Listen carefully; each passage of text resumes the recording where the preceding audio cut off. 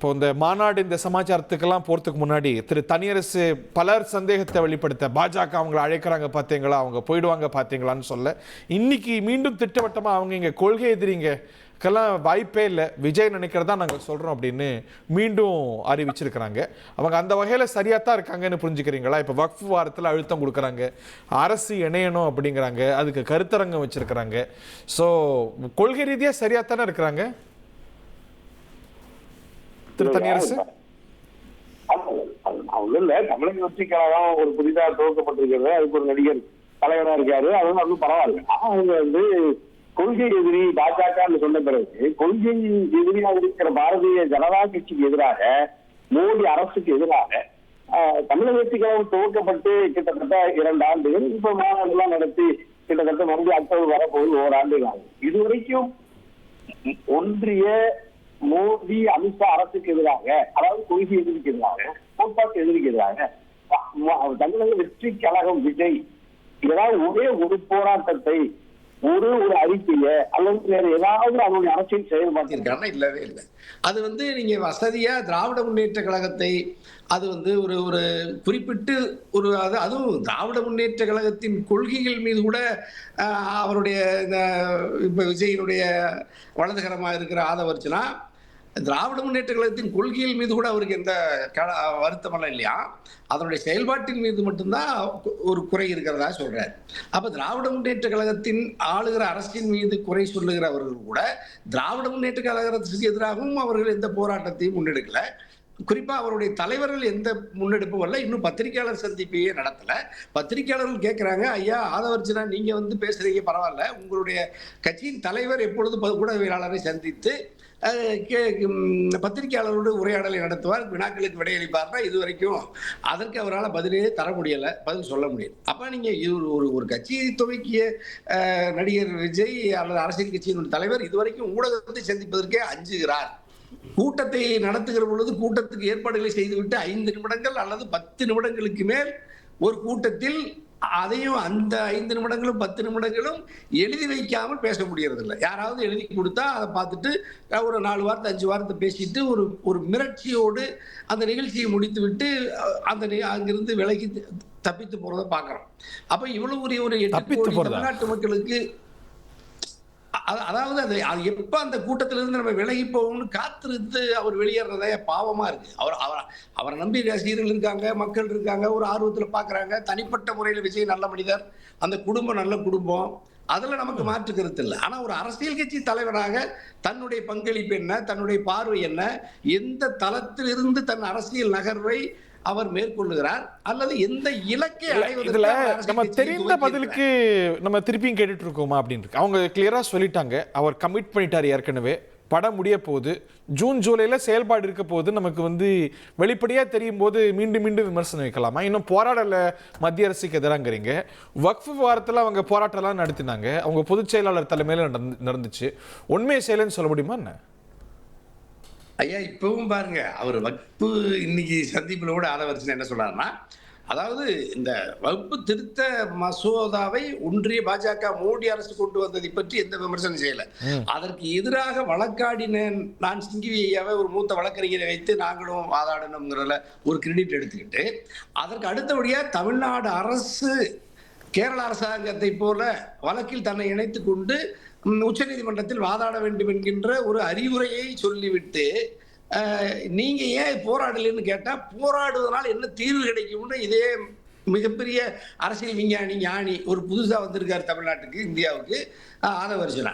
அவரும் விஜய் மாதிரி தான். இதுவரைக்கும் அவருக்கு வயசு 50-55 வயசு ஆனாலும் இதுவரைக்கும் அரசியலுக்கே வராத விஜய் ஒரு வருஷத்துல விடுதலை சிறுத்தைகளை சேர்றாரு, துணை பொதுச் செயலாளர் ஆகிறாரு, ஒரு கூட்டத்தில் தலையை காட்டுறாரு. விடுதலை சிறுத்தைகளுக்கே இப்ப திருமாவுக்கே அட்வைஸ் பண்ற அளவுக்கு வந்துட்டாரு. அவர் வேங்கவேலுக்கு போராடலையா, தலித் மக்களுக்கு போராடலையா, அயோத்திதாசர் ஐயா போராடலையா, ரட்டல் சீனிவாசன் ஐயா போராடலையா, இவர் தான் தலித் மக்களுக்கு ஒரே பாதுகாவலரை போல ஒரு தோற்றத்தை ஆதவர்ச்சனா தந்துட்டு விடுதலை சிறுத்தைகளையே அங்கே சார்ஜ் பண்ற அளவுக்கு ஒரு 10 நாள் அந்த விடுதலை சிறுத்தைகள் கட்சியில் போய் தன்னை அடையாளப்படுத்திக்கிட்டு வெளியேறிய ஒரு விஜய் ஏற்கனவே திராவிட முன்னேற்ற கழகத்தில் சும்மா ஒரு ஒரு ஒரு ஒரு வேலைக்கு ஒரு ஒரு வியூக வகுப்பாளர்கள் ஒரு ஒரு விங்கில போய் ஒரு வேலைக்கு சம்பளத்துக்கு இருந்த ஒரு ஒரு தம்பி ஆதவர்ஜனா அங்கிருந்து விலகி விஜய்கிட்ட போற விடுதலை சிறுத்தைகளுக்கு போறாரு. இப்போ உடனே விஜயனுடைய வலதுகரமா மாறிட்டார். அப்ப நீங்க இவருக்கு அரசியல் பயிற்சியோ அனுபவமோ அரசியல் குறிக்கோளோ எதுவும் இல்லாத ஒரு சாதாரண மனிதர் ஆதவர்ஜனா.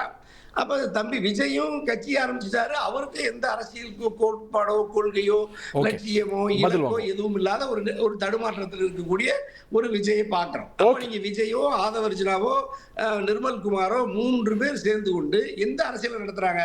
அதுல எங்க புஷி ஆனந்தன்னா ரொம்ப தங்கமான நல்ல மனுஷன் தான். அவருக்கு இது இவங்கெல்லாம் ஏதோ ஒரு ஒரு அலங்காரத்துக்காக சில வார்த்தைகளை பயன்படுத்துறாரு. வேங்கை வயல், அப்புறம் வடகாடு, அப்புறம் இந்த கொடியேற்றுறதுன்னு ஒரு 2-3 வார்த்தைகளை எங்கேயோ யாரோ சொல்லி கொடுத்து இந்த ஆதவர்ஜனா தம்பி கேட்டு வச்சுக்கிட்டாரு. இப்ப திடீர்னு வகுப்பு இஸ்லாமிய மக்கள் மீது திடீர்னு பாசம் வந்துருச்சு நம்ம ஆதவர்ஜனாவுக்கும் விஜய்க்கும் தமிழக வெற்றி கழகத்துக்கும்.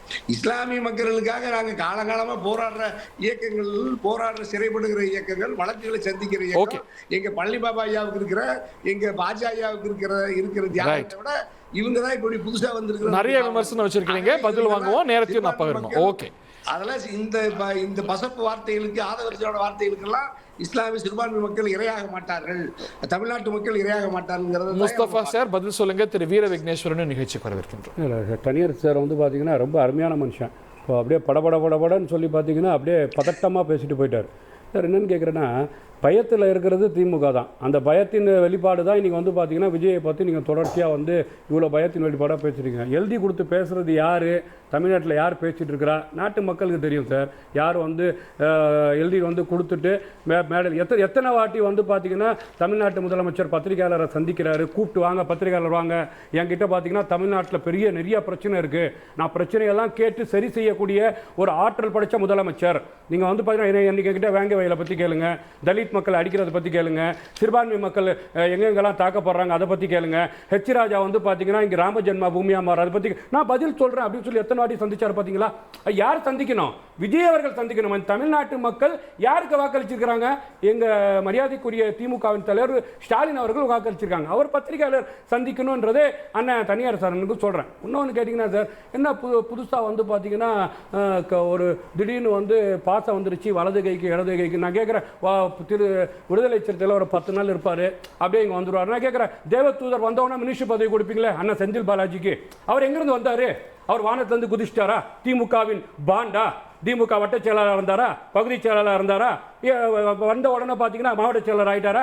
எப்படி நீங்கள் வந்து பார்த்தீங்கன்னா வெளியில் வர வரைக்கும் அமைச்சர் பதவி காக்கக்கூடிய இடத்துல தான் இன்னைக்கு வந்து பார்த்தீங்கன்னா நியூ என்ட்ரிக்கு திமுகவில் இருக்கு. நீங்கள் வந்து இந்த விடுதலை சிறுத்தை 10 நாள் கணக்கையும் தமிழக வெற்றி காலத்தில் இருக்கக்கூடிய கணக்கையும் பேசுறதுக்கு தான்மீக தகுதி இல்லை திமுகக்கு. தனியார் தானே சொல்கிறேன் சார். நீங்க வந்து எதுக்கு புதுசா வந்து பாத்தீங்கன்னா மோடி அவரை எதிர்க்கிறாரா அப்படின்லாம் கேட்கிறாரு. எதிரியே தீவிரமா எதிர்க்கல. தமிழ்நாட்டுக்கு மோடிஜி, தமிழ்நாட்டுக்கு அலர்ஜிஜி என்ன தெரியுமா? நீங்க பேசுங்க சொன்னீங்க தெரியுமா? மோடி வக்போர்டு சட்டத்தை, அதான் சொல்றேன் சார், வக்போர்டு சட்டத்தை இன்னைக்கு வந்து பாத்தீங்கன்னா இஸ்லாமிய மக்களுக்கு இந்தியா போல பாதிப்பு ஏற்படுத்துது. அப்ப என்ன சொல்றாரு உடனே விஜய் என்னன்னு கேட்டீங்கன்னா, வக்போர்டுக்கு போய் கேஸ் போடுறது யார் எதிர்த்து போடுறாரு? ட்ரம்ப் எதிர்த்து போடுறாரா? இல்லங்க, பாஜக வந்து பாத்தீங்கன்னா சிறுபான்மை மக்களை வந்து வஞ்சிக்குது. இதை மட்டும் சொல்லாதே, நீ சுட்டி காட்டுறாரு. சர்க்காரியா கமிஷன் வந்து பாத்தீங்கன்னா இஸ்லாமிய மக்கள் வறுமை கோட்டுக்கு கீழே வாழ்றாங்க. அவங்க வந்து பாத்தீங்கன்னா ஒருவேளை தான் சாப்பிடுறாங்க, அவங்களுக்கு வேலை வாய்ப்பு இல்ல, கல்வி இல்ல. நான் கேட்கிறேன், நீங்க தமிழக அரசுல பாத்தீங்கன்னா எங்க மேல ரொம்ப பாசம் வச்சிருக்கீங்களே, தொப்பி போட்டவங்கன்னா கெட்டி பிடிச்சிருவீங்களே திமுக அரசாங்கம். நீங்க எங்களுக்கு என்ன வேலை வாய்ப்பு கொடுத்தீங்க? எங்க வாழ்வாதாரத்தை என்ன உயர்த்தினீங்க? நீங்க சார் சர்க்காரே கமிஷன் சொல்லிருச்சு சார், பாஜக வந்து செய்யல, பாஜக செய்யக்கூடிய இடத்துல இல்ல, புல்டோசரை வச்சு இடிக்கும், எங்களை அடிக்கும், எங்களை குத்தும், எங்களை வெட்டும், குஜராத்ல எங்களை கொன்னு குவிக்கும். இதெல்லாம் நாங்க ஏத்துக்கிறோம். அதையும் நீங்க உங்க ஆட்சியில் இருக்கும்போது அதை புகழுவீங்க.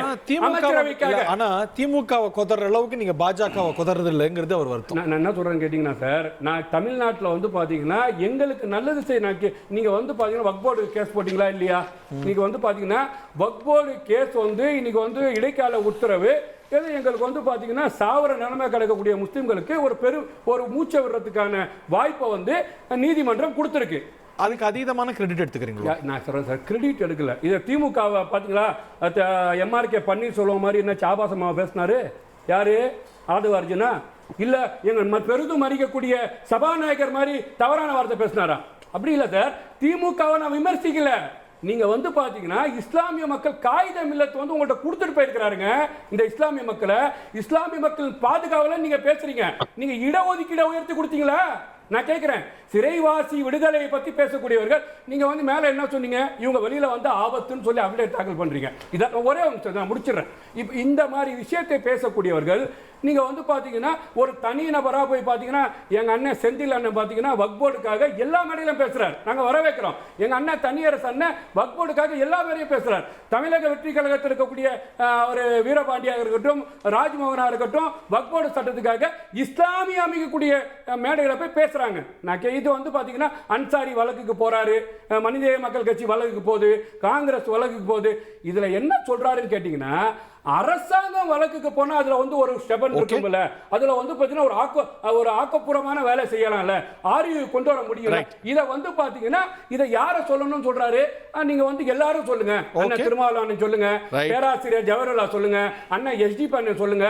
இந்த விஷயத்தை வந்து திமுக காரர்கள் மாதிரி ஆபாசம் இல்லாமல் ரொம்ப அழகான விஷயத்துல பதிவு செஞ்சிருக்காங்க ஆதவர்ஜன் அவர்கள். சரி, செந்தில்வேல் வணக்கம். இந்த ஒரு மெசேஜிங்ல ஒரு உட்கரு இருக்கிறத பார்க்கிறோம். ஆஃப் கோர்ஸ் அதுல இருக்கக்கூடிய இந்த இஷ்யூ நம்ம பேசணுங்கிறத தாண்டி சிறுபான்மையினர் வந்து தாவேக்காவுடைய ஒரு ரொம்ப முக்கியமான டார்கெட்டாவோ இல்லை அவங்களுக்கான அவங்களோட இஷ்யூஸை எடுக்கிறதையும் நம்ம பார்க்கிறோம். ஸோ அதோடைய பொலிட்டிக்கல் இம்ப்ளிகேஷன்ஸ் வழக்கமாக திமுக பக்கம் ஸ்ட்ராங்காக இருக்கக்கூடிய சிறுபான்மையினர் தாவேக்காவையும் பார்க்க மாட்டாங்களா? அவங்க எடுத்திருக்கக்கூடிய நிலைப்பாடுகளையும் நீங்க எப்படி பார்க்குறீங்க?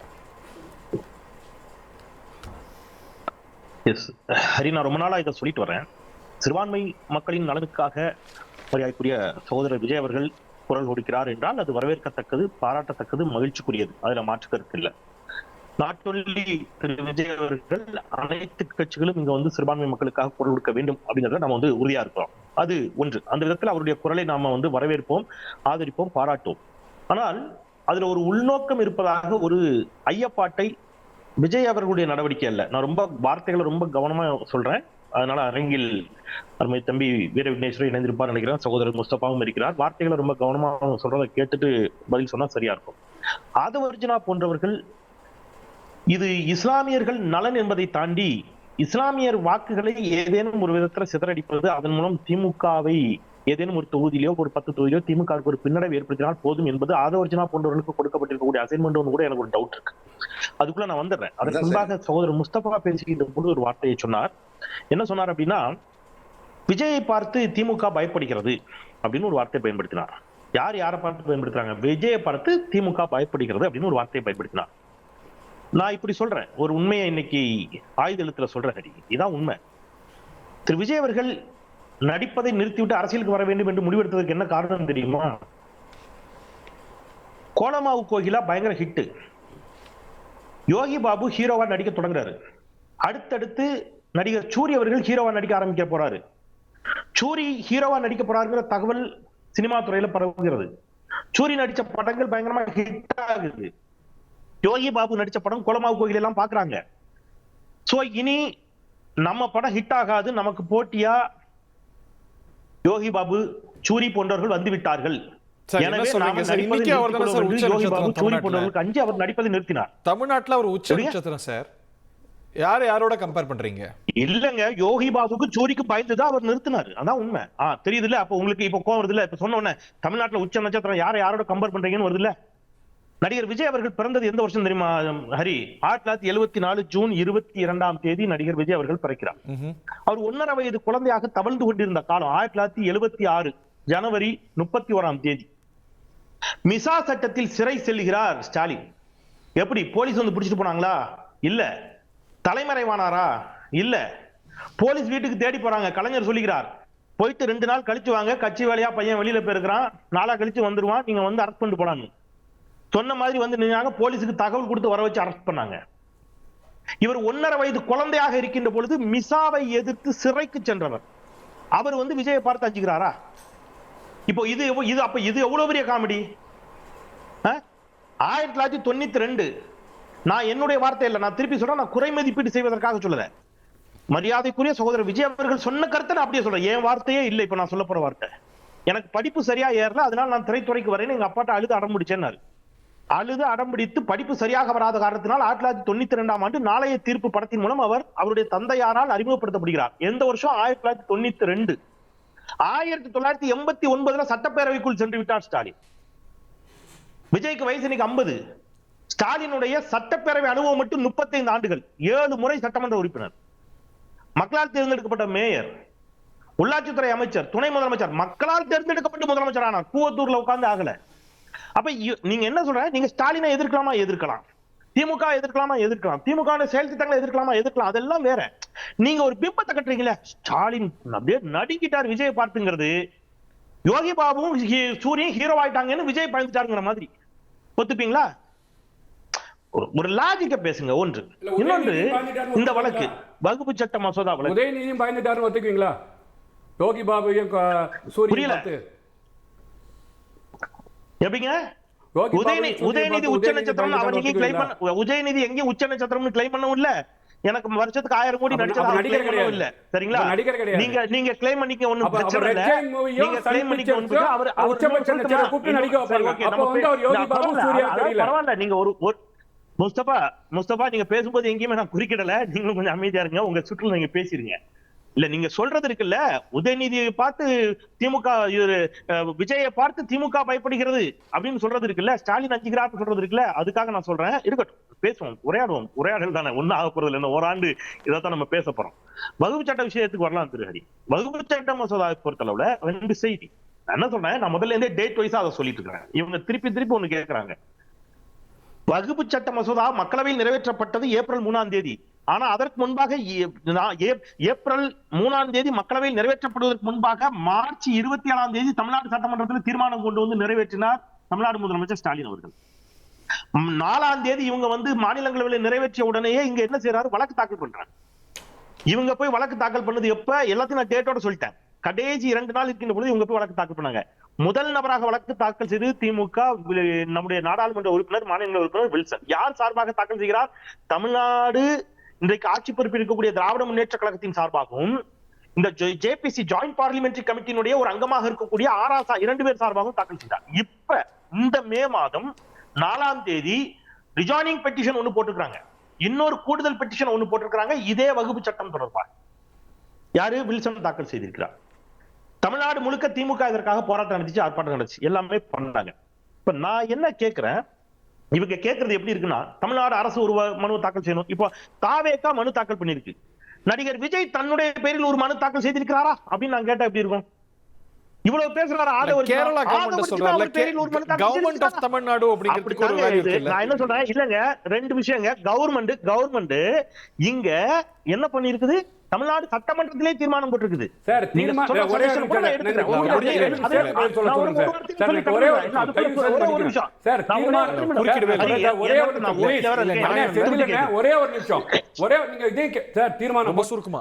போட்டு கேள்வி கேளுங்க. அதான் நீட்டுக்கு தீர்மானம் போட்டீங்களா, போய் சரியாயிடுச்சா?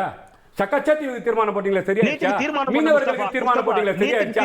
அப்ப இந்த தீர்மானம் போட்டு என்ன சரியாக போகுது? ஆக்கப்பூர்வமான வேலை செய்யுங்க அண்ணன் சொல்றோம். முஸ்தபா, ரைட், வெரி குட், முடிச்சிட்டீங்களா? ரைட். இதுதான் பாஜகவினுடைய ஆதரவு குரல். நல்லா புரியுதா? நீட்டுக்கு தீர்மானம் போடல, நீட்டுக்கு சட்ட மசோதா நிறைவேற்றப்பட்டது. நீட்டுக்கு சட்ட மசோதா, மாநிலங்களினுடைய அதிகாரம் என்ன, கன்கரண்ட் லிஸ்ட்னா என்ன? சார், நீங்க நீட்டுக்குள்ள போனா நிறைய விஷயம் போணும். நீட்டுக்குள்ள நீங்க தீர்மானம் போடவே கூடாது. முஸ்தபா சார், கருத்து அவ்வளவுதான வச்சிருங்க. சார், நீங்க பேசுங்க. நான் பேசி முடிக்கிறேன், நீங்க சொல்லுங்க. தமிழ்நாடு சட்டமன்றத்தில், இறையாண்மை மிக்க சட்டமன்றத்தில் ஒரு சட்ட திருத்த மசோதா நிறைவேற்றப்படுகிறது. எதை மாதிரி? சல்லிக்கட்டுக்கு நிறைவேற்றப்பட்டுச்சு. சல்லிக்கட்டுக்கு இந்தியா முழுவதும் தடை, தமிழ்நாட்டில் மட்டும் விதிவிலக்கு வேணும்னு கேட்டோம். அன்னைக்கும் மோடி அரசு மறுத்துச்சு. ஆனால் மிகப்பெரிய எழுச்சி மிக்க போராட்டங்கள் தமிழ்நாடு முழுவதும் நடந்துச்சு, உலகம் முழுவதும் நடந்துச்சு. வேற வழியின்றி அன்றைக்கு ஒன்றிய அரசு பணிந்தது. தமிழ்நாட்டுக்கு மட்டும் ஒரு விலக்கு கொடுத்தாங்க. 69 விழுக்காடு இடஒதுக்கீடு தமிழ்நாட்டில் அப்படித்தான் சாத்தியமாச்சு. அந்த மாதிரி நீட்டுக்கு நாம சட்ட திருத்த மசோதா நிறைவேற்றி அனுப்பணும். நிறைவேற்றிய மசோதாவை ஆளுநர் கிடப்பில் போடுவார். அதை பத்தி தாவேகா போராடாது, கேட்காது. ஒன்றிய அரசு வாங்கி கிடப்புல போட்டு அதை பத்தி கேட்க மாட்டீங்க. அதற்கு எதிராக உச்சநீதிமன்றத்தில் வழக்காடி ஆளுநர் ஒரு குறிப்பிட்ட தேதிக்குள், ஒரு குறிப்பிட்ட மாதத்திற்குள் இந்த மசோதாக்களின் மீது முடிவெடுக்க வேண்டும் என்று உச்சநீதிமன்றத்தில் ஒரு வரலாற்று சிறப்புமிக்க தீர்ப்பை முதலமைச்சர் பெற்றுத் தருவார், அவரை விமர்சிப்பீங்க. குடியரசுத் தலைவருக்கு சேர்த்து உச்சநீதிமன்றம் ஒரு தீர்ப்பை கொடுக்கும், 3 மாத காலகட்டத்திற்குள் குடியரசுத் தலைவர் முடிவெடுக்க வேண்டும் என்று சொல்லும். அதை பத்தி விஜய் பேச மாட்டாரு. அதற்காக ஆனா நீங்க ஏன் நீங்க தீர்மானம் போடல? நீங்க என்ன நான் என்ன சொல்றேன், 2 வாதங்க. ஒன்று, நான் முதலே சொன்னேன், உங்களுடைய இஸ்லாமியர்களுக்கான உங்களுடைய குரலை நான் மதிக்கிறேன், பாராட்டுகிறேன், வாழ்த்துகிறேன். அப்புறம் ஒரு வார்த்தை கேட்டார், நீங்க என்ன செஞ்சீங்க இஸ்லாமியர்களுக்கு? யார் கேட்டார்? நண்பர் முஸ்தபா. இதய சுத்தியோடு பேசுங்கள். 3.5 விழுக்காடு உள்ளிட இடஒதுக்கீட்டை பிசிஎம் பிற்படுத்தப்பட்டோர்ல இஸ்லாமியர்களுக்கு 3.5 விழுக்காடு இடஒதுக்கீட்டை கொடுத்தவர் முத்தமிழர் டாக்டர் கலைஞர். இதனால அரசு வேலைவாய்ப்புகளை எத்தனை இஸ்லாமியர்கள் பலம் பெற்றார்கள்? ஓகே, மறந்துட முடியுமா? நான் இன்னொன்னு முடிச்சிடறேன், ஒரு நிமிஷம் ஹரி. சிஏஏ சட்டத்தை ஆதரித்த அதிமுகவை எதிர்த்து எதுவும் கேட்க மாட்டாங்க. இன்னும் சொல்ல போனா ஒருபடி மேல உருது பேசும் இஸ்லாமியர்களை பிற்படுத்தப்பட்ட பட்டியலை சேர்த்தவர் யாரு? டாக்டர் கலைஞர். என்னெல்லாம் செஞ்சிருக்குது. நீங்க போற போக்குல இதை செஞ்சிருக்கு நான் சொல்லி காட்டுறதுக்காக சொல்ல, இது செய்ய வேண்டியது திமுகவின் கடமை. எந்த அரசு இருந்தாலும் இதை செய்யணும். ஆனா போற போக்குல எதுவுமே செய்யல அப்படின்னு இன்னைக்கு விஜயோடு இருக்கக்கூடிய ஒரே காரணத்துக்காக நண்பர் முஸ்தபா இப்படி பேசுவாரே என்று சொன்னால், மக்கள் பார்த்துக் கொண்டிருக்கிறார்கள், என்னுடைய தொப்புள் கொடி உறவுகளான இஸ்லாமியர்கள் பார்த்துக் கொண்டிருக்கிறார்கள், இவர்கள் யாருடைய குரலாக ஒலிக்கிறார்கள் என்று. மற்றபடி நடிகர் விஜய் அவர்கள் இஸ்லாமியர்களின் விரோதி நான் எங்கேயும் கட்டம் கட்ட விரும்பல. அவர் பாஜக கூட்டணி சேருவார் நான் சொல்லல, நான் முதலே சொல்லிட்டு வரேன், அவர் பாஜக கூட்டணி சேர மாட்டாருன்னு நான் சொல்லிட்டு வரேன். ஆனால் ஆதவர்ஜுனா போன்றவர்கள் ஏதோ விஜய்க்கு எதிராகவே சதி செய்கிறார்கள் என்ற அச்சம் எனக்கு வருகிறது. ஓகே, தமிழக வெற்றி கழகத்துடைய விக்னேஸ்வரன் ஆரம்பிக்கணும்னு நினைக்கிறேன். 2 விமர்சனத்தை எதிர்கொண்டீங்க. திரு தனியரசு இன்னும் உங்களுக்கு கிளாரிட்டி இல்லை, இன்னும் செயல்பாடு தீவிரம் இல்லைன்னு விமர்சிச்சார். அதை தாண்டி நீங்க வக்ஃபு பத்தி பேசும்போது சிறுபான்மை வாக்குகளை பிரிக்கக்கூடியதுதான் உங்களுடைய பிரதான நோக்கமோ அப்படிங்கிற விமர்சனத்தை திரு செந்தில்வேல் வச்சார். மற்ற விமர்சனங்களுக்கும் பதில் சொல்லுவீங்க. I have questions to you. முதல்ல விமர்சனங்களுக்கு பதில் சொல்லுங்க. ஃபஸ்ட்டு ஒரு கிளாரிட்டி, எங்களோட தேர்தல் மேலாண்மை பொதுச்செயலாளர் அவர்கள் இன்னைக்கு சொல்கிறப்ப டைரெக்டாக சொன்னாங்க, நீங்கள் எங்கள் தளபதி அவர்களோட குரலாக தான் எங்கள் தேர்தல் மேலாண்மை பொதுச்செயலாளர் சொல்லியிருக்காங்க.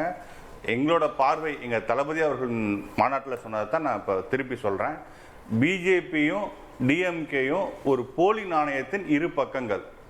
ஏன் அதை இன்னொரு முறை நான் அழுத்தி சொல்லணும்னு நினைக்கிறேன்னா, இப்போது டாஸ்மாக் ஊழலில் கைதாகிற தப்பிக்கிறதுக்கு ஃபாரின் தப்பி ஓடி இருக்கார் தமிழகத்தின் பினாமி முதல்வர் ரிதேஷ் அவர்கள்.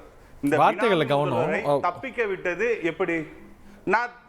பினாமி முதல்வர்லாம் இதுக்காண்டி நான் ஏத்துக்கிறேங்கிறேன். ஒரு ஐஏஎஸ் ஆபீசர், டாஸ்மாக் நிறுவனங்கிறது தமிழக அரசோட நிறுவனம், அதோட எம்டி ஒரு ஐஏஎஸ் ஆபீசர். ஒரு ஐஏஎஸ் ஆபீசருக்கு ஆர்டர் போடுற அளவுக்கு அவருக்கு என்ன அத்தாரிட்டி? எக்ஸ்ட்ரா கான்ஸ்டிடியூஷனல் அத்தாரிட்டியா செயல்பட்டு இருக்காரு. நீங்க எந்த டிஎம்கே இல்லாத லாயர் கிடையாது, நல்ல பெஸ்ட் லாயர் அண்ணன் வில்சன் அவர்கள் இருக்காங்க, அண்ணன் இளங்கோவன் இருக்காங்க, அவங்கள்ட்ட கேளுங்க. ரிதேஷ் அவர்கள் ஒரு ஐஏஎஸ் ஆபீசருக்கு ஆர்டர் கொடுக்கிறதுக்கு அதிகாரம் இருக்கா? இது எக்ஸ்ட்ரா கான்ஸ்டிடியூஷன் எதுவுமே நிரூபணமால இல்ல, இதெல்லாம் வரக்கூடிய ஹேசியங்கள் தானே. அவர் ஆர்டர் கொடுத்திருக்காருங்கிறதுக்கு ஆதாரம் இருக்கு. ஏன் ஓடுறாரு? சரி சார் நிரூபணமாகல, உங்க மேல சார்ஜ் நீங்க எதிர்கொள்ளணும்ல, எதுக்கு தப்பிச்சு ஓடுறீங்க? அப்போ உங்க மேல தப்பு இருக்குனால தானே தப்பிச்சு ஃபாரினுக்கு ஓடுறீங்க. ஆனா இதுல இன்னொரு விஷயம் இருக்கு. நான் ஏன் ரெண்டுமே பிஜேபியும் டிஎம்கேயும் ஒரு போலி நாணயத்தை 2 பக்கங்கள்னா, தப்பிக்கு ஓட விட்டது பிஜேபி. அவங்களுக்கு இடி ரைடு வருது. ஒரு மத்திய அரசோட ஒரு இன்ஸ்டிடியூஷன் இடி, அது உள்துறை அமைச்சர் கீழே இருக்கு. பினான்ஸ் மினிஸ்டர் உள்துறை அமைச்சருக்கு தெரியாம இது ரைடு வராது. அப்போ அவங்க ஃபாரினுக்கு தப்பிச்சு போற அளவுக்கு இன்டெலிஜென்ஸ் ஐபி என்ன பண்றாங்க? அப்போ தெரிஞ்சே தப்பிச்சு போக இல்ல சார். தப்பிச்சு போடணும்னா அந்த ரைடே பண்ண வேண்டாமே. நாணயத்துடைய 2 பக்கங்கள்னா ஏன் ரைடு போவானே, அப்படியே விட்டுருவானே. இல்ல எப்படி? நான் அதுதான் சொல்றேன். அதாவது அவங்களுக்குள்ள பல டீலிங்ஸ் இருக்கு. சில நாட்களுக்கு முன்னாடி முதல்வர் அவர்கள் சொன்னாங்க, நான் நிதி ஆயோக் கூட்டத்துக்கு போக மாட்டேன்னாங்க. இப்ப போறாங்க. அப்போ அவங்களுக்குள்ள பல பேச்சுவார்த்தைகள், பங்காளிகளுக்குள்ள பல பேச்சு இல்லங்க. நிதி ஆயோக் என்ன பிஜேபி மாநாடா? இல்ல, நிதி ஆயோக் கூட்டம் பிஜேபி மாநாடா? போக மாட்டேன்னு சொன்னாரு. அதுதான் சார் சொல்றேன், போக மாட்டேன். முதல்வர், அதாவது பல மரபுகள் இருக்கு. அந்த மரபுகளை நீங்க ஒன்றிய அரசு மாநில அரசு உரிமையை தலையிடுறீங்க, அப்படி நாங்க உரிமைக்காண்டி போராடுறோம், நீங்க எங்களை உரிமையை தலையிடுறீங்க, நான் பங்கேற்க மாட்டேன்னு சொன்னவரு இப்ப ஏன் பங்கேற்கிறார்? நான் இப்ப பாயிண்ட்டுக்கு வந்துடுறேன். எக்காரணத்து கொண்டும் ஊழல், அதாவது தமிழகத்தை நான் முடிச்சுக்கிறேன்னா, நான் அமைதியா இருக்கேன். நீங்க பேசுறப்ப கம்முன்னு இருந்தேன். கம்முன்னு இருக்கணும் நான் பேசி முடிக்கிற வரையும். வார்த்தைகளுக்கு நான் என்ன சொல்றேன்னா, சொன்னாரோ ஸ்டேட்மெண்ட் அப்படியே வாசிக்கிறார் வீர விக்னேஸ்வரன். அதான் சரி. இல்ல நீங்க அண்ணா, நீங்க உங்களுக்கு இன்னைக்கு எடப்பாடி வேணாங்கிறப்பனால இப்படி பேசுவீங்க. நாளைக்கு ஐயா இபிஎஸ்னா எங்க ஊருக்காரன்ட்டு போயிருவீங்க. உங்க பிரச்சனைக்கெல்லாம் நாங்க ஆள் கிடையாது. அதனால நான் வந்து மக்கள் கருத்தை நான் சொல்றேன். நான் என்ன சொல்றேன்னா நீங்க நேரத்துக்கு ஏற்ற மாதிரி பேசுவீங்கண்ணே. அடுத்து வந்து இந்த திமுக குடும்ப கட்சி திமுகவையும் மதவாத கட்சி பிஜேபியையும் தமிழக வெற்றி கழகம் ஒரு காலம் ஏற்காது. அதை நான் தெளிவுபடுத்திக்கிறேன். அடுத்து வந்து அண்ணன் தனியரசு அவர்கள் சொன்னாரு, நாங்க சிஏஏ தொடர்ந்து நடுவுல பக்கத்தை கணத்த மாதிரி அதிமுக விட்டுறிய. இல்ல நான் முடிச்சுக்கிறேன். நான் இவங்க பேசுறதுக்கு நான் என்ன பதில் சொல்ல முடியல. சொல்லுங்க. அண்ணன் வந்து தனியரசு அண்ணன் வந்து சொன்னாங்க, நாங்க வந்து இஸ்லாமியர்களுக்காண்டி என்ன குரல் கொடுக்குறாங்க. தயவு செஞ்சு சொல்றேன், அண்ணன் வந்து ரெகுலரா டிபேட்டுக்கு வராரு, நியூஸ் பேப்பர் படிக்கணும். நாங்க வந்து 3 நாளைக்கு முன்னாடி கூட எங்க வெற்றி தலைவர் தளபதி அவர்கள் வந்து ஒப்பு சட்டத்திற்காண்டி மிக நீண்ட அறிக்கை கொடுத்திருக்காரு. இல்லாட்டினா சொல்லுங்க, நான் அனுப்பிடுறேன் அண்ணனுக்கு, எங்க அறிக்கையெல்லாம் இனிமேலுக்கு அனுப்பிடுறேன். அதனால நாங்க எதுவுமே பண்ணலன்னு ஒரு பச்சை பொய்யை இப்படி சேட்டலைட் மீடியால வந்து சொல்லாதீங்க. நாங்க வந்து ஒவ்வொரு மக்கள் சார்ந்த விஷயங்கள், சிறுபான்மையினர் இருக்கட்டும், ஜனநாயகம் இருக்கட்டும், அரசியலமைப்பை பாதுகாக்கிறதுக்கான ஒவ்வொரு விஷயத்தையும், மாநில உரிமையா இருக்கட்டும், மாநில சுயாட்சியா இருக்கட்டும், எல்லா விஷயத்தையும் நாங்க கருத்து சொல்லியிருக்கோம். அதே போல அண்ணன் சொன்னாங்க, பழனி பாபாவை பத்தி சொன்னாங்க, இஸ்லாமியர் பத்தி நாங்க உறுதியா இருந்தது திமுக அப்படின்னு சொன்னாங்க. உண்மையிலே சொல்றேன், 1997 பழனி பாபாவை கொலை செய்தது திமுக ஆட்சியில, கோவை குண்டுவெடிப்பு நடந்தது திமுக ஆட்சியில, கோவை கலவரம் நடந்தது திமுக ஆட்சியில. இஸ்லாமியர்களுக்கு திமுக செய்த துரோகங்கள் ஏராளம். போய் தடாரகி மன்னன் கேளுங்க, அவர் சொல்வார் உங்களுக்கு தெளிவா திமுக என்னென்ன செஞ்சுச்சுன்னு. அப்புறம் சொல்றாரு, செந்தில் அண்ணன் சொல்றாங்க, இல்ல நான் அதனால பாதிக்கப்பட்டவர், அதனால ஜெயில் தண்டனை போனவர். இப்போ யார் அடி வாங்கினாங்களோ அவங்ககிட்ட பெரிய ஆள் சின்ன ஆள் பார்க்க கூடாது. அடிபட்டவனுக்கு தான் அந்த வலி தெரியும். ஜெயில இருந்தா தான் தெரியும் அந்த வலி. தப்பே பண்ணாம ஜெயில இருந்தா யாருனாலும் அந்த வலி இருக்கும்ல. அதுக்கு நான் சொன்னேன், அதுக்கான ஒரு சாட்சிங்கிற அடிப்படையில் சொன்னேன். அடுத்து வந்து அண்ணா செந்தில் அண்ணன் சொன்னாங்க, 1975 அவர் ஜெயிலுக்கு போனாரு, எம்எல்ஏ ஆனாரு, அதுக்கப்புறம் இதுவானாருனாரு. நான் என்ன சொல்றேன்னா, இப்போ வந்து அண்ணன் வருத்தப்படக்கூடாது. இப்போ தமிழகத்தை வந்து மரியாதைக்குரிய மாண்புமிகு ஸ்டாலின் அவர்கள் சிஎம் இருந்து ஆண்டு கொண்டு இருக்கிறார் அப்படின்னு செந்தில் அண்ணன் நினைச்சாருன்னா அவரை பார்த்து எனக்கு பரிதாபம் தான் வருது. இங்க வந்து பல பவர் சென்டர்ஸ், பல பினாமி முதல்வர்கள் இருக்காங்க. ஐஏஎஸ் ஆபீசர்ஸ்க்கு வெவ்வேறு இடத்துல இருந்து ஆர்டர்ஸ் போகுது. இந்த பினாமி அரசை வீழ்த்த வேண்டியதுதான் இந்த தமிழக மக்களுக்கு ஒவ்வொரு குடிமகனும் அண்ணன் செந்தில் அண்ணன் உட்பட செய்ய வேண்டிய கடமைன்னு நான் பாக்குறேன்.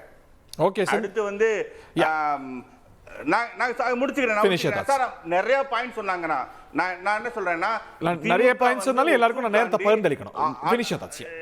இல்ல ஒரு நிமிஷம். ஆராசா அண்ணா வந்து கேஸ் போட்டதை நாங்க தப்புன்னு சொல்லல. எங்க பொதுச்செயலாளர் அவர்களே நாங்க வரவேற்கிறோம், தீர்மானம் போட்டு வரவேற்கிறோம் தான் சொல்லியிருக்காரு. நாங்க என்ன சொல்றோம்னா, ஒரு பொலிட்டிக்கல் பார்ட்டியோட ரெப்ரசன்டேஷனாவோ இல்ல பாராளுமன்ற குழுவோட மெம்பரா போடுறதை விட ஒரு கான்ஸ்டிடியூஷன் இன்ஸ்டிடியூஷன் மாநில அரசுங்கிறது. கேரளா அரசு சிஏக்கு போட்டாங்களே, இப்போ ஒப்புக்கு வந்து இன்டர்வியூன் பெட்டிஷன் போட்டிருக்காங்களே, இப்போ போட்டிருக்காங்களே இன்னைக்கு, அது மாதிரி நீங்க போடுங்கிற ஒரு நல்லெண்ணம் தானே. இதை நாங்க குறையா சொல்லல, ஒரு சஜஷனா எடுத்துக்கன்னு தான் சொல்றேன். எல்லாத்தையும் நாங்க வந்து தப்பா பார்க்கல. நீங்க தீர்மானம் போட்டதை ஆதரிக்கிறவங்க நீங்க கேஸ் போடுங்கன்னா ஏன் தப்பா எடுத்துக்கிறீங்க? அதனால ஸ்போர்ட்டிவா எடுத்துங்க. அதே போல நீட்டு, நீங்க வந்து இன்னைக்கு கூட சேலத்துல ஒரு மரணம் நடந்திருக்கு. அப்பாவும் பையனும் எவ்வளவு போய் சொன்னாங்க, முதல்வரும் துணை முதல்வரும். எங்க அப்பா சிஎம் ஆன உடனே நீக்கிவிட்டாங்களே. இந்த படுகொலை இது வந்து தற்கொலை கிடையாது, திமுகவினர் செய்த படுகொலை. இதுக்கான விலையை வந்து 2026ல கண்டிப்பா அவங்க கொடுப்பாங்க. ஓகே, பதில் வாங்கலாம். அதே போல நான் கவர்னர் இஷ்யூவை பார்த்து, கவர்னர் சுருக்கமா லாஸ்ட் பாயிண்ட் ஆச்சுக்கோங்க, அடுத்த ரவுண்ட்ல ரிசர்வ் இல்ல கவர்னருக்கு எதிரா நீங்க எல்லா விஷயத்தையும் கவர்னர் வந்து மாநில உரிமையை தலையிடுறப்போ இல்ல மாநிலத்தின் விஷயங்களை தலையிடுறப்போ நாங்க எல்லா இடத்துலயும் கண்டிச்சிருக்கோம். இப்பவும் மாநில சுயாட்சி தான் தமிழக வெற்றி கழகத்தின் கொள்கை. Point taken. திரு செந்தில் இதுக்கு பதில் சொல்லுங்க. அவங்க டிரைவ் பண்ற நரேட்டிவ் பிஜேபியும் திமுகவும் ஒன்று அப்படிங்கிறது, அது ஏதோ ஒரு கட்டத்தில் எடுபடாத நிறைய சிமிலாரிட்டிஸ் இருக்கு, அவங்க கன்வர்ஜென்ஸ் ஆஃப் இன்ட்ரெஸ்ட் இருக்குன்னு சில குற்றச்சாட்டுகளை வைக்கிறாரு. மேலும் வைத்த விமர்சனங்களுக்கும் உங்க பார்வை. விஜயை இயக்குவதே பிஜேபி தான் நான் சொல்றேன். 3000 கோடி ரூபாய் விஜய்க்கு கைமாறி இருக்கிறது நான் சொல்லுவேன். ஆதாரத்தோட அந்த பணத்தை வைத்துக் கொண்டுதான் இவர் ஒரு பேர் என்ன வீர விக்னேஸ்வரன் பேசின எதுக்கு ஆதாரம் இல்ல, நான் மட்டும் எதுக்கு ஆதாரம் கொடுக்கணும்? வீர விக்னேஸ்வரன் பேசின எதுக்காக ஆதாரம் கொடுத்தாரா? நான் இப்ப சொல்றேன், மக்கள் கேட்கட்டும். நீங்க அந்த ஆதாரத்தை கொடுங்க. இல்ல தமிழ்நாட்டு வீர விக்னேஸ்வரன் நீங்க பேசும்போது நான் எங்கேயுமே குறிக்கல தம்பி. நீங்க பேசு அவ்வளவு அவதூறுகள் அள்ளி அடிச்சீங்க. நான் பொறுமையா டக்குனு ஏன் டென்ஷன் ஆறீங்க? பொறுமையா கேளுங்க. ஒரு மக்களால் தேர்ந்தெடுக்கப்பட்ட ஒரு முதலமைச்சர் இருக்கின்ற பொழுது, செல்வி ஜெயலலிதா அம்மையார் இருக்கின்ற பொழுது அஞ்சு நடுங்கி, தொடை நடுங்கி, கால்கையெல்லாம் நடுங்கி, ஒரு தலைப்பு பேரை மாத்துறதுக்கு துணிச்சல் இல்லாம ஹஸ்கி வாய்ஸ்ல கையை கட்டி புரட்சி தலைவி அம்மா அப்படின்னு பேசினவர். கொரநாடு எஸ்டேட்டுக்கு அப்பாவும் பையனும் நடையா நடந்தாங்க. எமர்ஜென்சியை எதிர்கொண்ட ஸ்டாலினை பற்றி பேசுவதற்கு என்ன தகுதி இருக்கிறது? அவரை மக்களால் தேர்ந்தெடுக்கப்பட்ட ஒரு முதலமைச்சருக்கு பதிலாக வேற ஒருத்தரை சொல்லி அவர்தான் நிழல் முதலமைச்சர் என்று சொன்னதுக்கு என்ன ஆதாரம் இருக்குது? என்ன ஆதாரம் இருக்குது? அப்ப நான் இப்ப என்ன சொல்றேன், ஒரு நாள் படப்பிடிப்பின் பொழுது நான் சந்தேகப்படுறேன் சார், சந்தேகப்படுறேன், இல்ல நிரூபிக்க சொல்லுங்க விஜய். ஒரு நாள் படப்பிடிப்பின் பொழுது வருமான வரி கட்டவில்லை என்று சொல்லி திரு விஜய் அவர்களை பாஜகவினுடைய அரசு வருமான வரித்துறை அதிகாரிகள் வருமான வரித்துறையினுடைய கார்ல ஏத்திக்கிட்டு வர்றாங்க விசாரிக்கிறதுக்கு. நெய்வேலியில இருந்து சென்னை வர்றதுக்குள்ள அவர்கிட்ட பேரம் பேசப்பட்டுச்சு. அவர் மிரட்டப்பட்டார், ஒண்ணு நீங்க அரசியலுக்கு வரணும், வந்து உங்களை நாங்க ஜோசப் விஜய்னு அடையாளப்படுத்துவோம். அப்படி ஜோசப் விஜய் நாங்க உங்களை அடையாளப்படுத்தி நாங்க எதிர்த்தோம்னா அதன் வழியாக கிறிஸ்தவ வாக்குகள் உங்களுக்கு போகும். நீங்க திமுகவை மட்டும் கடுமையா எதிர்க்கணும், பிஜேபியை எதிர்க்கலாம் சொல்லிக்கணும். எனவே முஸ்லிம் கிறிஸ்டின்ஸ் ஓட்டு திமுகவுக்கு போகாம நீங்க பிரிக்கணும், அது மட்டும்தான் உங்களுடைய வேலை. இதுக்கு நீங்க என்ன கேக்குறீங்களோ நாங்க தர்றோம் அப்படின்னு சொல்லி அவருக்கு ஒரு 3000 கோடி ரூபாய் கொடுத்துருக்காங்க. சொல்லட்டுமா? நான் விவாதத்துல பேசுறதா? ஆதாரம் இல்லாம சொல்ல இப்படி பேசினா அதுக்கு ஆதாரம் கேட்கணுமா இல்லையா? ஆதாரம் கொடுக்கணுமா இல்லையா? அப்போ வீர விக்னேஸ்வரன் ஆதாரத்தோட பேசணும். நான் பேசுறதுக்கு ஆதாரம் கேக்குறீங்கல்ல, அதே மாதிரி அவரும் ஆதாரத்தோட பேசணும். ஒன்று, நீங்க அரசு, நான் திருப்பி சொல்றேன், ஒரு விவாத நிகழ்ச்சியில தோல்விகளை சுட்டி காட்டுங்க, அரசினுடைய நிர்வாக சிக்கல்களை சுட்டி காட்டுங்க. எல்லாத்துக்கும் அந்த அரசு பதில் சொல்ல வேண்டி இருக்குது. அதெல்லாம் எனக்கு மாற்று கருத்தே இல்ல. அது ஒரு சாமானியனாக ஒவ்வொருத்தரும் எழுப்ப வேண்டிய கேள்வி, அதை எழுப்புங்க, அதுக்கு அந்த அரசு பதில் சொல்லட்டும். அதுல எனக்கு மாற்று கருத்து இல்ல. இஷ்யூ என்ன? ரிட் பெட்டிஷன் தாங்க போட முடியும். கேரளா அரசு இந்த பிரச்சனைக்கு போட்டிருக்குதா? கேரளா அரசு ஒண்ணு சொல்லுமா? கேரளால வகுப்பு சட்டத்தை ஏற்றுக்கொண்டார்களா எதிர் அவங்க அமல்படுத்துற இடத்துக்கு போயிட்டாங்களா இல்லையான்னு எத்தனை பேருக்கு தெரியும்? சொல்லுங்க டேட் வைஸா. வகுப்பு சட்டத்தை பத்தி நான் ஆதரிச்சுனா என்னோட 1-to-1 தராங்க, நான் பேசுறேங்க. டேட் வைஸா எடுத்து பேசுவோம். வகுப்பு சட்டத்தை பத்தி யார் புஷி ஆனந்த் பேசுவாரா? வகுப்பு எப்ப வந்துச்சு தெரியுமா? முதல் வகுப்பு எதுக்கு தெரியுமா? சொல்லுங்க. கைபர் என்ற இடத்தை நான் வகுப்பு செய்ய விரும்புகிறேன் என்று உமர் போய் சொல்லுகின்ற பொழுது நபிகள் நாயகம் இதை நீங்க வகுப்பு செய்யுங்க, ஆனால் அதன் பிறகு இந்த இடத்தை உங்களுக்கு உங்கள் தலைமுறைக்கு யாருக்கும் சொன்னா கொண்டாட முடியாது என்று அந்த நம்முடைய உமர் அவர்களுக்கு சொன்ன பிறகு அவருடைய சீடர்கள் எல்லோரும் போய் வகுப்பு செய்ய தொடங்கியதிலிருந்து ஆரம்பிச்சது. அதை பறிப்பதற்கு நபிகள் நாயகம் காலம் தொட்டு வரக்கூடிய ஒன்றை பறிப்பதற்கு நரேந்திர மோடி யார் என்று கேட்பதற்கு துப்பு இல்ல, திராணி இல்ல, தைரியம் இல்ல. அதற்கு எதிராக போராடக்கூடிய திமுக குற்றவாளி கூண்டிலே நிப்பாட்டிக்கிட்டு இருக்கேன்னு சொல்றீங்க. நீட்டுல இத்தனை பிள்ளைங்க மாண்டு மடியுது. மாநில அரசால் மக்களால் தேர்ந்தெடுக்கப்பட்ட இறையாண்மை மிக்க ஒரு மாநில அரசு சட்டமன்றத்துல ஒரு தீர்மானம் போட்டு சட்டம் மசோதா நிறைவேற்றி அதை அனுப்புது. அந்த சட்ட மசோதாவை மதிக்காம அதை தூக்கி தூர போட்டுட்டு முடியாது போ அப்படிங்கிறாரு ஒருத்தர் ஆளுநர். எத்தனை உயிர் போனாலும் நீட்டை மாத்த முடியாதுன்னு அண்ணாமலை சவடால் விடுறாரு. ஆளுநர் நீட்டை ஏத்து நான் என்ன சொல்றேன், நான் முடியாதுன்னு சொல்லிட்டா முடியாதுதான் என்று ஆளுநர் சொல்லுகிறார்.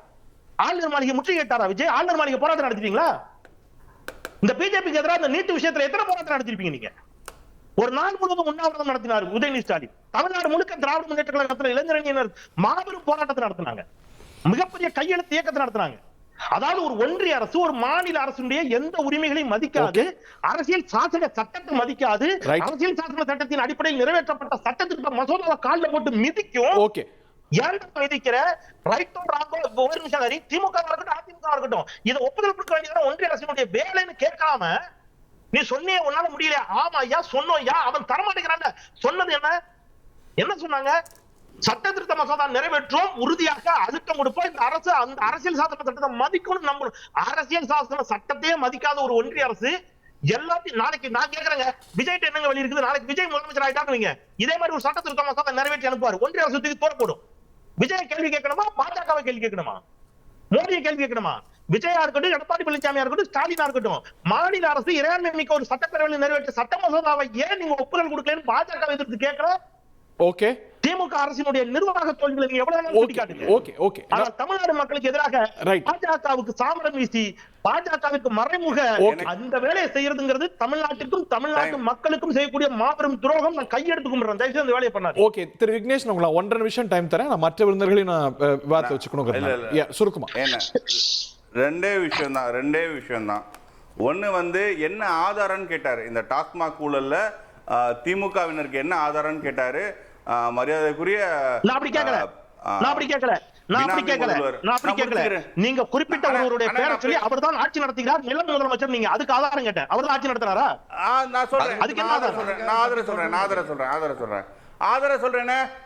சொல்றேனே. நான் வந்து இப்போ ரிதேஷ் அவர்கள் வந்து இந்த விசாகன் அவர்களுக்கான ஆர்டர்ஸை கொடுத்ததுக்கான ஆதாரம் இருக்கு, அவரோட போன் ஷாட்ஸே இருக்கு. நீங்க வந்து நான் வந்து சட்டப்படி ஒருத்தரோட டிஜிட்டல் எவிடன்ஸ் வந்து ஆதாரம் இல்லங்க, அது யார் கொடுத்தது? அண்ணா முடிச்சுக்கிறேன், என்ன பேச விடுங்க. இல்ல ரெண்டு பேரும் தனிப்பட்ட கருத்து சொல்லிட்டீங்க. You can interact. You can both can interact. Hari, நான் குறிக்கடல, பேசி முடிக்கட்டும். நீங்க கருத்து வாங்கிங்க, நான் போறேன். இல்ல எனக்கு டைம் கொடுங்கண்ணா, சொல்லுங்க, காட்டுங்க.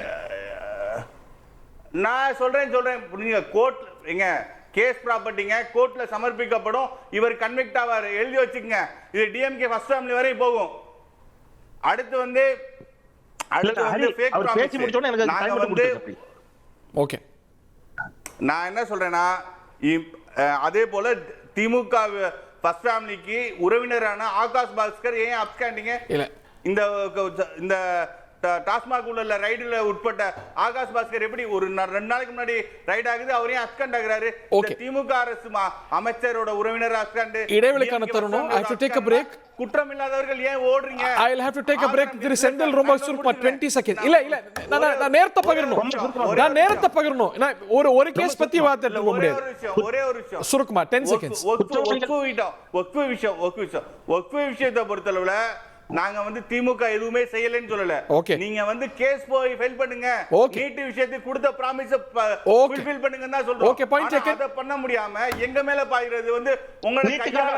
Senthil sir, I'm giving you 20 seconds. அப்புறம் நான் பிரேக் போனா மத்தவங்களே வார்த்தை வச்சுக்கணும். இந்த ரவுண்ட்ல not enough 20 second not enough. நீங்க பிரேக் போயிட்டு அந்த வாங்க தயவு செய்து. எனக்கு மினிமம் ஒரு 1.5 நிமிஷம் தேவை. இல்ல நான் மற்ற ஓகே, நீங்க பிரேக் போயிட்டு கூட வாங்க. எனக்கு as short as possible. ஏன்னா மற்ற சரி ஓகே.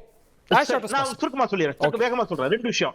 இவர் சொல்ற ஆதாரம் இருக்குல்ல, இது வந்து குழந்தை கூட செய்யாது, முட்டாள் கூட இப்படி செய்ய மாட்டான். அதாவது அவர் வந்து வாட்ஸ்அப்ல அனுப்புறானா, அதோ இல்லங்க, யாரையும் குறிப்பிட்டு சொல்லல.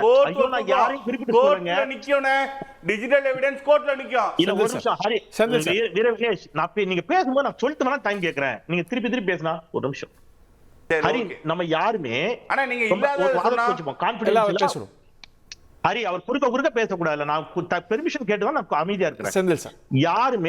நம்ம யாருமே கான்பிடென்ஷியலா ஒரு வாட்ஸ்அப் மெசேஜ் வருதுன்னு வைங்க, அதை பிரிண்ட் போட்டு எடுத்து வச்சுப்போம். என்ன சரி, அந்த பிரிண்ட் போட்டு எடுத்து வச்சத அமலாக்கத்துறை வர போறாங்கன்னு தெரிஞ்ச உடனே அதை கிழிச்சு அமலாக்கத்துறை கண்ணுல படுற மாதிரியே வீட்டுக்கு புறாசல போட்டு வச்சிருப்போம். என்ன அப்படியா? இதுதான் ஆதாரம். என்ன யார் பண்ணுவா? நான் என்ன கேக்குறேன், விஜயபாஸ்கர் வீட்டுல ரைட் நடந்தும்போது ஒரு ஃபைலை தூக்கிட்டு வெளியில வீசினார், எல்லாரும் பார்த்துட்டு ஓடினாங்க. அதெல்லாம் விஜய் கேட்க மாட்டாரு. இவங்க வந்து வாட்ஸ்அப் சாட்டிங் வந்து வச்சிருந்தார பத்திரமா, யாருங்க பிரிண்ட் போட்டு வைப்பா? எனக்கு புரியவே இல்ல. விஜய் இப்படிதான் பிரிண்ட் போட்டு வைப்பாரா? இல்ல புசியானது வைப்பாரா? சரி, வரும்போது இப்படிதான் கிழிச்சு போட்டுருவாங்களா? சரி, எதுக்கு அப்ஸ்காண்டிங் கேட்டாரு. நான் ஒரு விஷயம் கேட்கிறேன், எனக்கு புரியல. அவங்க அப்ஸ்காண்டிங்கிறது எனக்கு தெரியல. அவர் சொன்ன வார்த்தைக்காக நான் பதில் சொல்றேன். அவ்வாறு இருந்தால் நான் ஒரு விஷயத்த சொல்றேன். இன்னைக்கு உச்சநீதிமன்றம் தலையில நங்குன்னு கொட்டிருக்க அமலாக்கத்துறை தலையில என்ன தெரியுமா? அமலாக்கத்துறை அத்தனை பேரையும் பழிவாங்கி கொண்டிருக்கிறதுங்கிறாங்க. அமலாக்கத்துறை பிடிச்சு உள்ள போட்டுட்டு நீங்க வந்து யாருக்கும் பெயிலும் கொடுக்கறதுல உச்ச நீதிமன்றம் நீங்க சொல்லியிருக்க அமலாக்கத்துறை பழிவாங்கும் போக்கில் ஈடுபடுகிறது.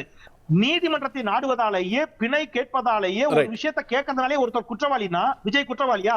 வரி கட்டுறதுக்கு போய் நீதிமன்றத்துல நின்னாட்ல வரி கட்ட மாட்டேன்னு வருமான வரி வழக்கு இன்னமும் விஜய் மீது நிலுவையில் இருக்குதா? ஓடி ஒளியலனே, வருமான வரி ஓடி ஒளியலனே, வழக்கு உங்கள மாதிரி ஓடி ஒளியலனே, சட்டத்தின் முன்னாடி ஓடி ஒளியலனே, 1000 கோடி ரூபாய் ஓடி ஒளியறீங்க. டிஎம்கே ஃபர்ஸ்ட் ஃபேமிலியோட உறவினர் நான் மத்தவங்களையும் வாத்து கொண்டு வரணும். ஐ அம் சாரி. ஹரி ஒரு நிமிஷம்.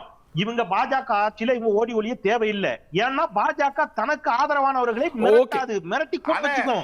Okay, Vignesh yield the floor. Senthil sir please allow me. இல்ல allow me.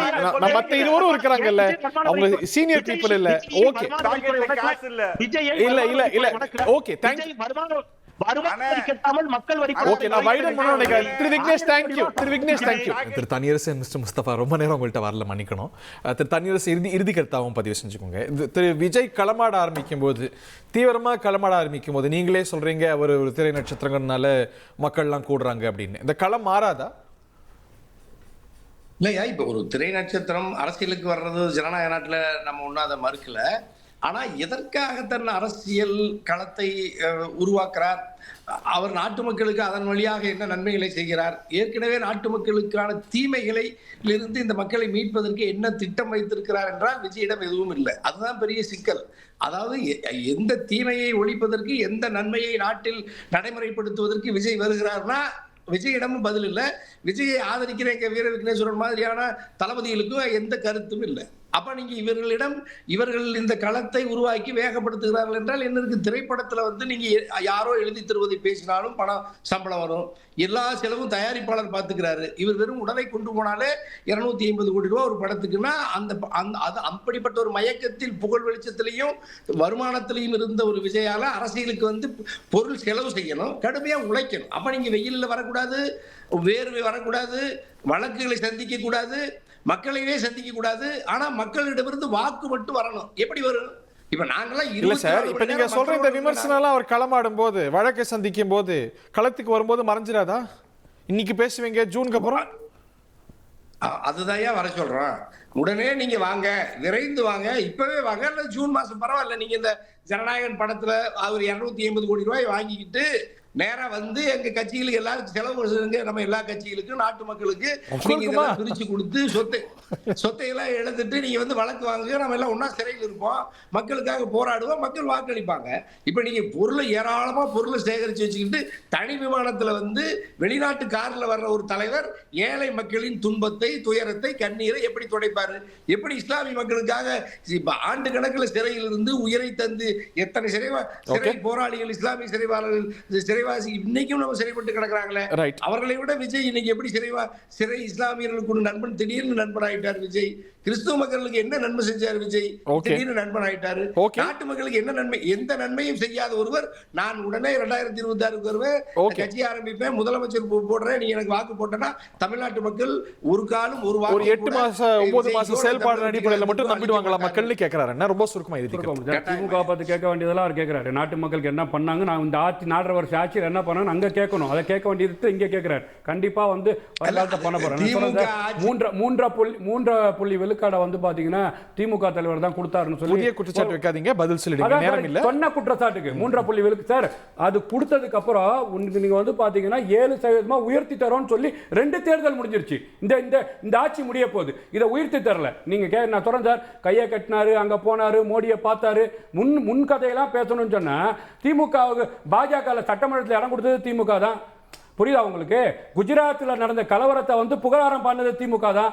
அடல் பிகாரி வாஜ்பாயை முரசொலி மாறன் சாவுக்கு சுடுகாட்டில் உட்கார வச்சது திமுக தான். அதுக்கப்புறம் எவ்வளவு தேர்தல் நடந்தது? அதான் சொல்றேன். நீங்க பாத்தீங்கன்னா நடிகரா போய் பார்த்த விஜய், ஜெயலலிதா அம்மாவையும் மோடியையும் இன்னைக்கு மரியாதைக்குரிய எல்லாம் தெரிஞ்ச செந்தில் அண்ணன் பேசுறாருன்னு சொன்னா, அப்ப இந்த வரலாறு யார் பேசுறது?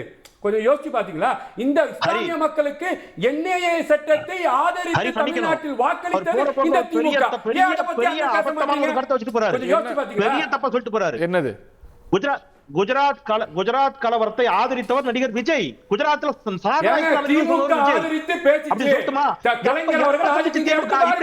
இந்த சார் இன்னொரு விஷயத்தை சொல்லி நான் முடிச்சிடுறேன். அண்ணா ஒரே இல்ல நீங்க எடுத்து பாருங்க, நான் வந்து அவதூறு பரப்புறேன், உண்மையான செய்தியை சொல்றேன். எல்லா இஸ்லாமிய மக்களுக்கும் தெரியும். நீங்க வந்து கண்டிப்பா வந்து பொய்யான பரப்புரை பண்ணாதீங்க, தயவு செய்து பண்ணாதீங்க. ஏன் கேட்டீங்கன்னா அந்த காலகட்டத்துல கூட்டணியில இருந்தீங்க, அந்த அமைச்சர்களுக்காக புகார் சொன்னீங்க. அன்னைக்கு வந்து வாஜ்பாய் சுடுகாட்டுல வந்து முஸ்லிமான இருக்கும்போது கூட உட்கார ஒரே ஒரு புதிய குற்றச்சாட்டு ஒரே ஒரு குற்றச்சாட்டு பாருங்க சார். மனிதநேய மக்கள் கட்சியின் புதிய குற்றச்சாட்டு புதிய குற்றச்சாட்டு பொதுச் செயலாளர் யாக்கூப் தாம்பரத்துல நேர்மையா பள்ளியாசல தாண்டி உலகில நடந்த தமிழ்நாட்டுல இன்னைக்கு இந்த வாரம் நடந்திருக்கு. தமிழ்நாட்டுல நடந்திருக்கு, குஜராத்ல நடக்கல. ஒரு இஸ்லாமிய பள்ளியாசல வாகு சொல்லவில்லை. இல்ல புதிய குற்றச்சாட்டு வைக்காதீங்க திரு செந்தில் சார். சுருக்குமா 10 செகண்ட்ஸ் சுருக்குமா. ஆர்டிகல் 131 தெரியல, ஷூட் பெட்டிஷன் தெரியல, ரிட் பெட்டிஷன் தெரியல. அதை தெரிஞ்சிட்டு வந்து பேச சொல்லுங்க.